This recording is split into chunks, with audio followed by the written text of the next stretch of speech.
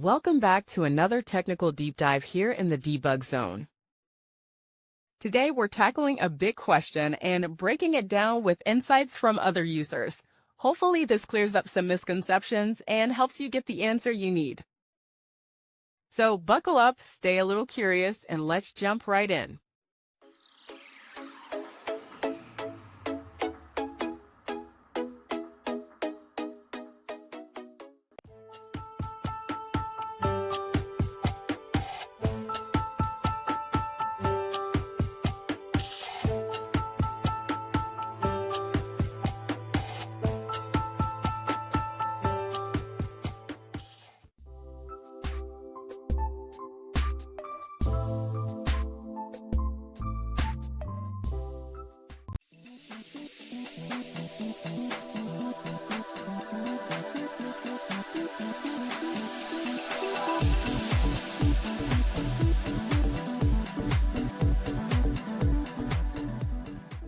And that's a wrap.